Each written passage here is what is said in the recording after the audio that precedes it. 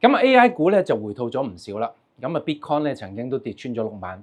連 SpaceX 咁強勢嘅股票上市升咗2日啊，已經咧開始下跌啦。咁啊而家咧已經跌緊翻佢嘅招股價。有睇我片嘅朋友都知道，一如以往，我已經喺事前拍定一啲片同大家講我嘅預測㗎啦。如果你仲係死守住上半年嗰套咧，冇腦咁買科技股嘅劇本，你而家個倉基本上已經見晒紅㗎啦 ，AI 狂潮已經開始退水，大洗牌就正式開始㗎啦。你可能會話：咁我咪揸住現金咪得咯，我沽晒所有嘅貨。喺而家呢個大環境之下咧，現金放喺度咧就會俾通脹慢慢蠶食，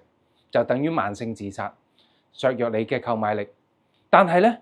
如果亂咁入市搏反彈嘅話咧，一買錯咗啲高估值嘅板塊咧，就好容易就變成炮灰㗎啦。我預計下半年咧，2026年分分鐘會加息3次嘅。咁而家咧，中東嘅局勢咧又再唔明朗啦，油價咧就好似過山車咁款。所以而家咧，你最需要咧就係唔係問買邊個 number， 而係建立一整套進可攻退可守嘅資產策略。你以為港股咧係一潭死水嘅時間咧？錯啦，美股高處不勝寒啊！一啲頂級嘅機構大鱷同埋大資金咧已經靜靜雞將啲資金帶來而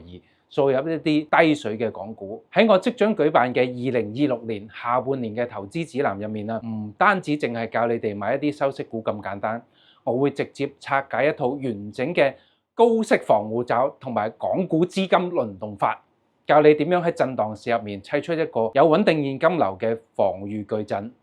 當個市跌，你有息收；當個市彈，你有貨喺手，仲會領先同你講解當下大戶最渴求嘅2大藍海賽道啊，賺盡外匯嘅企業出海龍頭，同埋無視週期越老越值錢嘅銀髮經濟板塊。投資最慘嘅係唔係睇錯市，